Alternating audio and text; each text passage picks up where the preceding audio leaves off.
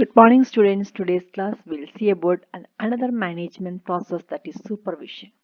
Supervision comprises of two words, namely super, that is superior or extra, and vision, that is right, the sight or perspective. The literal meaning of the term supervision is oversee or to inspect the work of other person.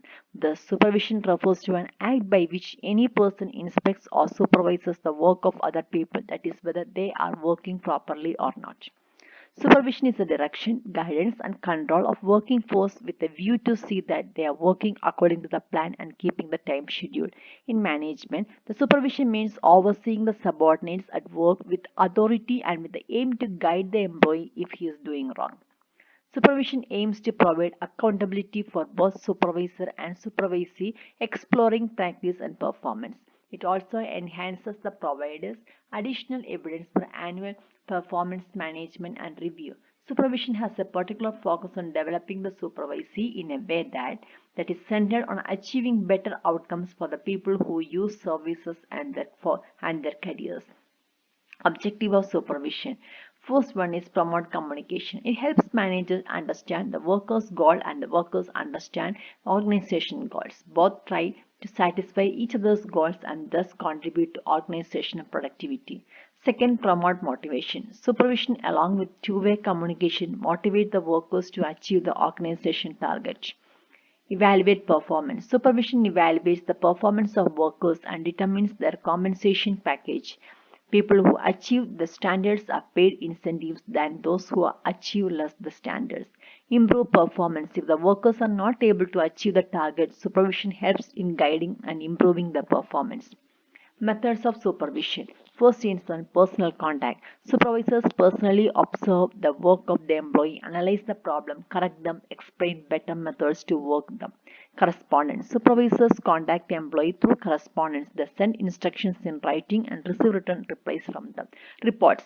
Workers prepare periodic reports of their performance and send to them in the head office. In case of sales report, they contain information about number of calls made by the salesman, number of orders taken, new prospect added, etc. The sales supervisors go through the report, evaluate the salesman performance and offer sales advice to enhance their sales effort. Telecommunication. Modern means of communication like telephone, electronic mail, voice call, video conferencing, etc. help supervisors to correspond with workers, supervise their efforts, and provide necessary support and help. Significance of supervision can be explained as follows. First, issue of orders and instructions. The workers requiring guidance of supervision at each step. He clears their doubts and tells them proper method to doing a job. A subordinate can give better performance when he knows work he is supposed to do. Planning and organizing the work. Superior act as a planner and guide for his subordinates. A schedule of work is prepared so as to ensure even and steady flow of work. The supervisor lays down the production targets for the workers and determines the methods and procedures for doing the work.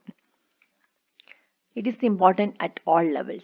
Supervision means overseeing, watching subordinates. The time devoted top management to supervision is all 20%, where supervisor or foreman or overseer superintendent section devotes 80% of his time to supervision. Top management supervise managers, whereas supervisor supervises the workers. The supervision at the front line or firing line is most important since actual work is done at that level.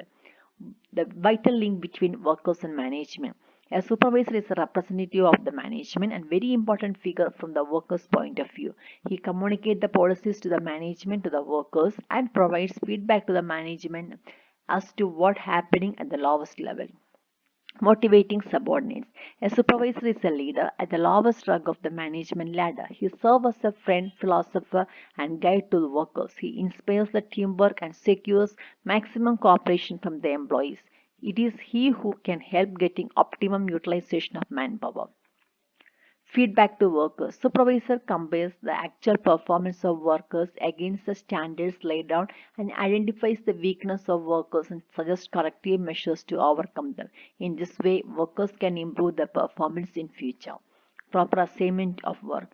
Supervisor makes systematic arrangement of activities and resources for his group. He assigns work to each worker and delegates authority to workers. Workers feel frustrated when their work being done by them is not properly arranged. Some workers may sit idle manners, whereas others may overburden if the work is not properly assigned. Functions of supervisor. The supervisor has to help his or her workers to develop the innate qualities to improve the performance, help the subordinates to adjust to job requirement and develop, make the workers loyal towards their organization, provide expertise, skill, knowledge, and experience to make workers learn without fear and hesitation, encourage free communication, develop employee potential to an extent where they need no supervision, cooperate with the supervisors. Following factors describing the performance of the best supervisor. First one, favorable work climate. The best supervisor creates and maintains high performance standard under a congenial work atmosphere.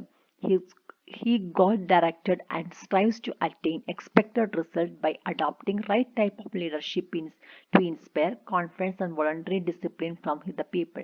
Favorable work climate can secure acceptance of his authority voluntarily from his people so that obedience and loyalty can be easily secured from the workers.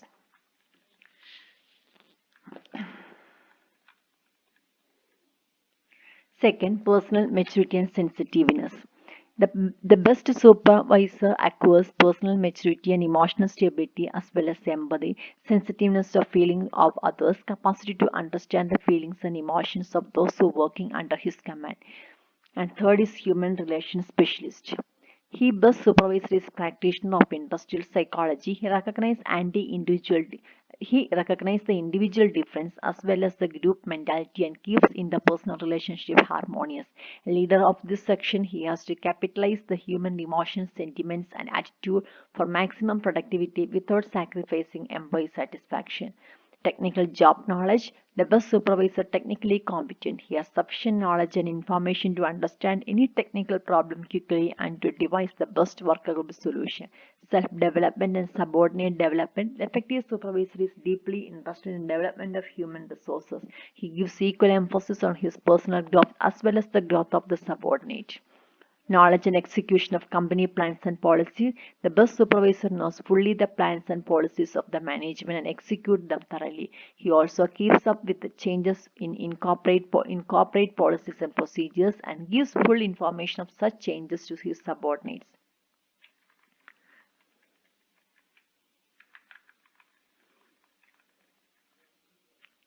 The requisite for the qualities of effective supervisors are tact, discretion, social skills, technical competence, empathy and honesty, courage, self-confidence, communication skills, teaching and guiding ability, and strong common sense. The employee-centered supervisor in all function area business, the first line manager, is expected to perform following activities. First, organize the work and allot assignments to each employee. Here, the regard grievance and complaints, recommend promotion transfer, enforce rules regulations, keep subordinates well informed, keep subordinates posted about their progress, give the people give tools and materials, and planning, directing, motivating, controlling the responsibility.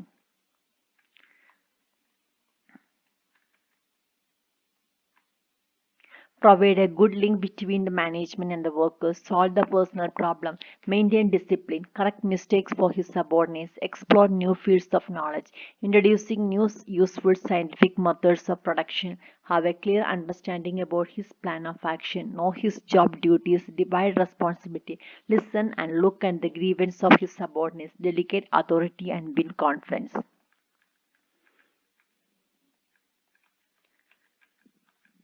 The employee-centered supervision is all functional areas of business.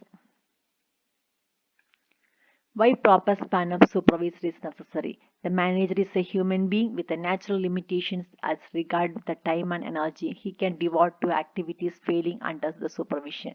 There is also a limitation as regards the multiple complex job that can be effectively supervised. Given as limited time and energy, long hours of strenuous work involved in effective supervision may affect physical and mental health.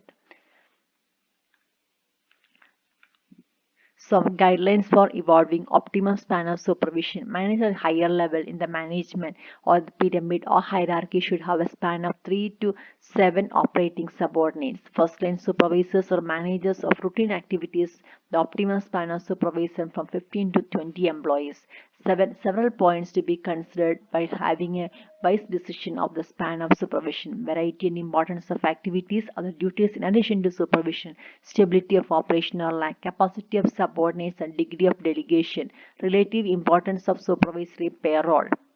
Supervision important principle never to be an autocrat. While doing supervision work, never behave like an autocrat because it is self defeating. Listen carefully to the subordinates.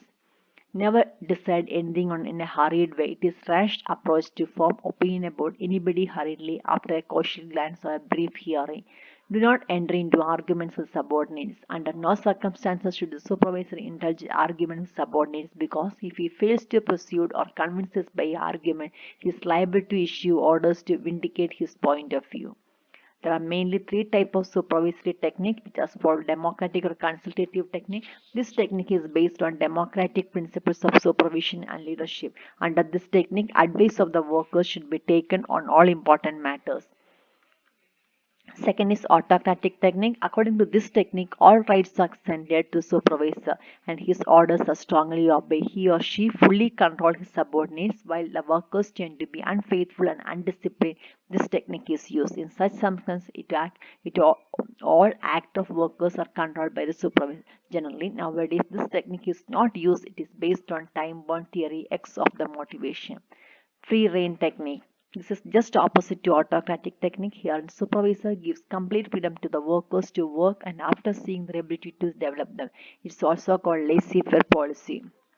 This should be carefully understood that the supervisor should not be dependent on a single technique. As circumstances permit, technique should be changed or adjusted. There cannot be one best technique of supervision at all. Factors affecting supervision are human relations skill, technical management, and knowledge, technical managerial knowledge.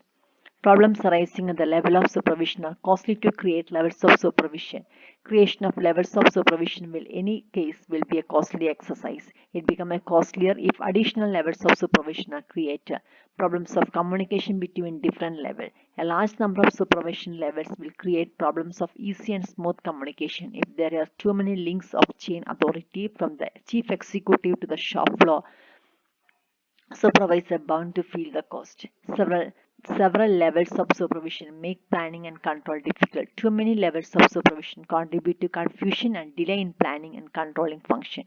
Main requisites of effective supervision are skill in leading, skill in instructing, human orientation, technical knowledge, and knowledge of rules.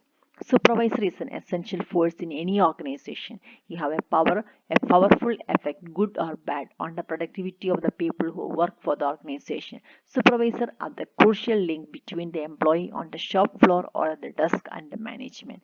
The employees look to the supervisor to meet their job needs, even some of them personal ones. Both groups require leadership to get the job done. Thank you.